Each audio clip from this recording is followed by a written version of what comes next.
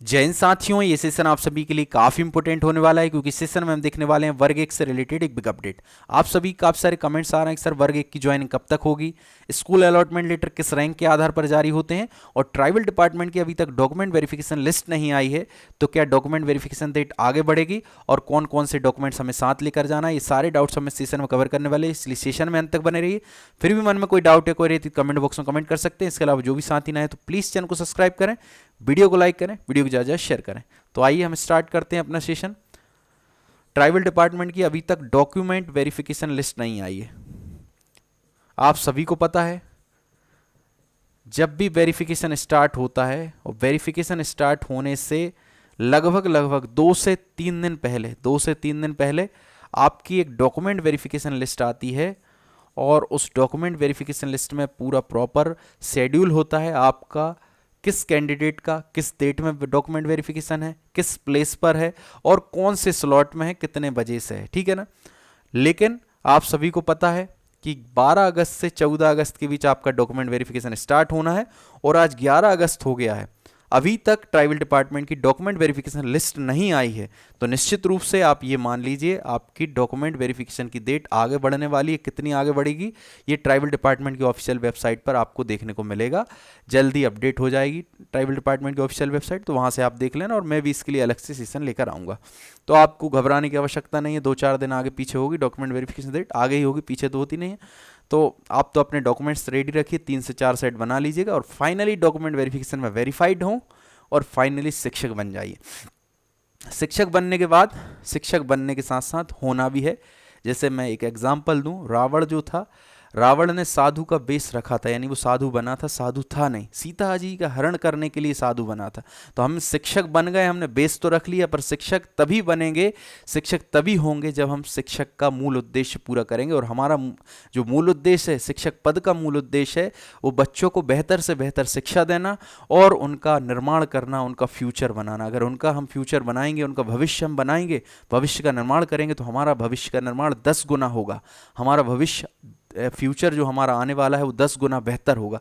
तो आपको मूल उद्देश्य नहीं भूलना है, और बढ़िया आप तो नो टेंशन रहिए, बढ़िया अच्छे से एंजॉय करिए, और वेरिफिकेशन के बाद मिठाई कमेंट बॉक्स में भेज दीजिएगा, क्योंकि फिजिकल तो आप आ नहीं सकते, तो और एक प्यारा सा कमेंट जरूर कर दीजिएगा, ठीक है ना।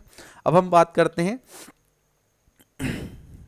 डीपीआई वाले अभ्यर्थियों की, जिनने चॉइस फिलिंग कर ली है, डॉक्यूमेंट वेरिफिकेशन हो गया है, वेरीफाइड भी हो गए हैं, बस वो वेट कर रहे हैं स्कूल अलॉटमेंट लेटर मिल जाए। तो आपका स्कूल अलॉटमेंट लेटर के बारे में बताने से पहले मैं ये आपको बता दूं कि किस रैंक के आधार पर आपका स्कूल अलॉटमेंट लेटर होता है जारी, क्योंकि सभी ने अपने अपने हिसाब से प्रेफरेंस दिया होगा, ठीक है ना।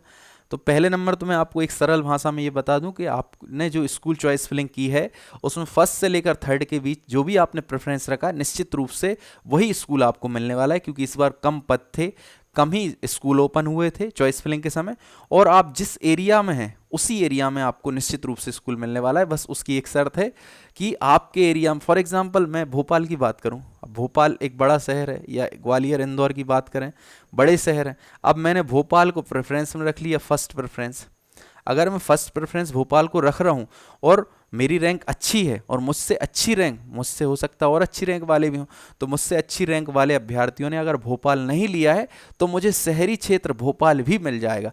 पर अमूमन ऐसा होता है, भोपाल हुआ, इंदौर, ग्वालियर, जबलपुर, सागर, ये जो बड़े शहरी क्षेत्र हैं, उनमें टॉप रैंकर सभी जाने का सोचते हैं, और वहीं स्कूल चॉइस फिलिंग में फर्स्ट सेकंड प्रेफरेंस रखते हैं।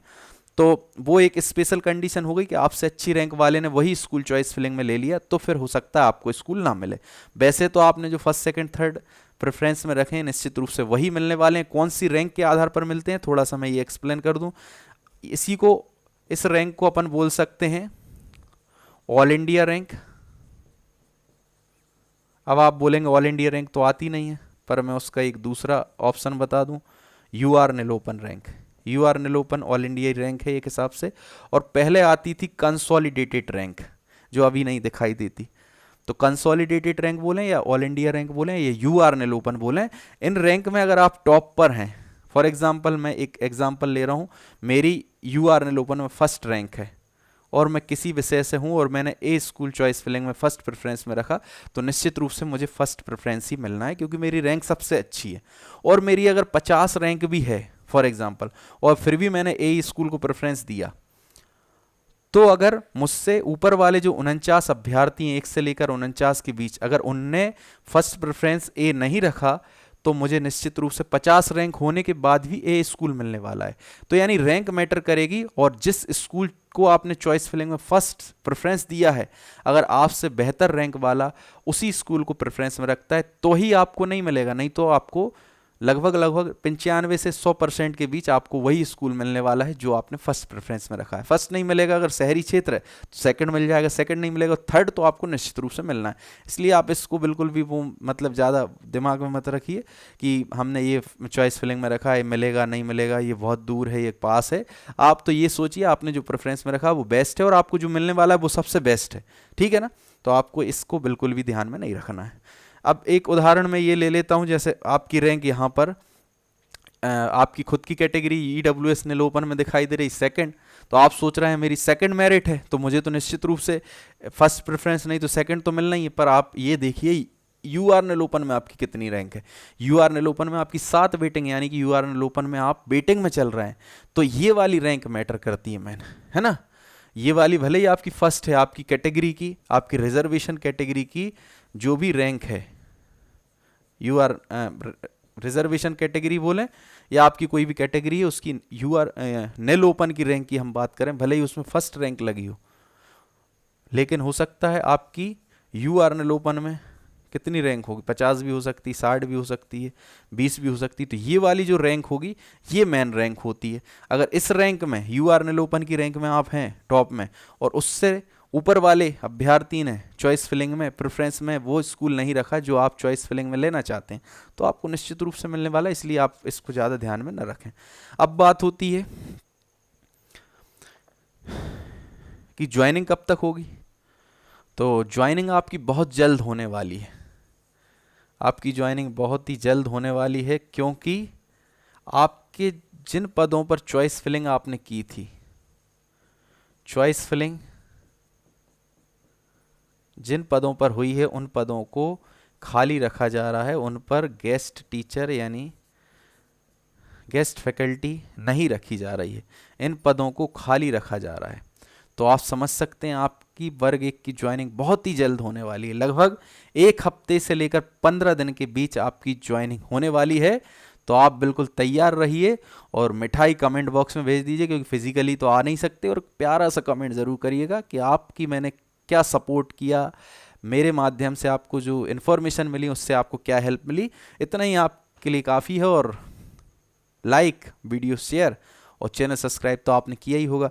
तो आपकी जो पोस्ट हैं जिन पे आपने चॉइस फिलिंग किया है वो पोस्ट को खाली रखा गया है, इन पे गेस्ट फैकल्टी को इस बार नहीं रखा जा रहा है। तो आप समझ लीजिए आपकी बिल्कुल ज्वाइनिंग आने वाली है। स्कूल अलॉटमेंट लेटर बहुत ही जल्द जारी होने वाले हैं, 15 दिन के अंदर, 7 दिन से लेकर 15 दिन के बीच आपके स्कूल अलॉटमेंट लेटर जारी हो जाएंगे। तो आप बिल्कुल निश्चिंत रूप से नो टेंशन रहिए, आप स्कूल अलॉटमेंट लेटर आने वाले हैं और स्कूल में बढ़िया तरीके से ज्वाइन कीजिए। सबसे पहले आपको क्या करना होगा, आपको जाना होगा DO जिला शिक्षक अधिकारी महोदय के पास, वहाँ से आपको जाना होगा अपने संकुल, ठीक है ना। और यहाँ फिर से वेरिफिकेशन होता है DO में, वेरिफिकेशन होने के बाद यहाँ 2 से 3 सेट लेकर जाना, 3 सेट ले जाना, एक सेट वहीं जमा हो जाता है वेरिफिकेशन में, और फिर वहाँ से वेरिफिकेशन कराने के बाद वहाँ से स्कूल का आपका कॉल लेटर मिल जाएगा, ठीक है ना। स्कूल अलॉटमेंट लेटर बोलें जिसे हम, इस स्कूल अलॉटमेंट लेटर को लेकर के आपको संकुल जाना है, और संकुल में आपकी उपस्थिति देने के बाद अगर आपका संकुल में ही हुआ है तो ज्वाइन कर लेंगे, वहाँ नहीं हुआ तो संकुल से आप अपने विद्यालय में यानी स्कूल में जाएंगे और वहाँ पर जाकर ज्वाइन कर लेंगे। तो यही प्रक्रिया है। तो 4 सेट और बना लीजिए, क्योंकि आपका एक DO में जमा हो जाएगा, एक संकुल में और एक स्कूल में। तो 4 सेट अभी से रेडी रखिएगा, स्वप्रमाणित रखिए। दोबारा से एक बार और वेरिफिकेशन होता है यहाँ पर DO पे, नॉर्मली वैसे तो आप वेरीफाइड हो चुके पर फिर भी होता है एक बार। तो आप बढ़िया मिठाई भेजिए कमेंट बॉक्स में। आप बहुत ही जल्द वर्ग 1 के शिक्षक बनने वाले हैं, पर वर्ग 1 का शिक्षक बनने के साथ साथ हमें वर्ग 1 के शिक्षक होना भी है, क्योंकि वर्ग 1 का बहुत बड़ा पद है। उस पद की गरिमा को रखना है और उसका मूल उद्देश्य है शिक्षण कार्य करना, तो उसको कभी नहीं भूलना है। बच्चों का भविष्य निर्माण जितने बेहतर तरीके से हो सके, जो भी बेहतर ढंग हो सके, जिसमें हमारा जितना भी हम अपना दे सकते हैं पूरा देने की कोशिश करना है और एक बेहतर शिक्षक बनना है जिससे हमारे बच्चों का भविष्य संवर सके। अगर आप बच्चों का भविष्य बनाएंगे तो आपका भविष्य उससे कई गुना तेजी से आगे बढ़ने वाला है। तो आई होप ये सेशन आप सभी के लिए थोड़ा सा भी हेल्पफुल रहा होगा। थोड़ा भी हेल्पफुल है तो प्लीज़ चैनल को सब्सक्राइब करें, वीडियो को लाइक करें, वीडियो को ज़्यादा शेयर करें। जय हिंद, जय भारत।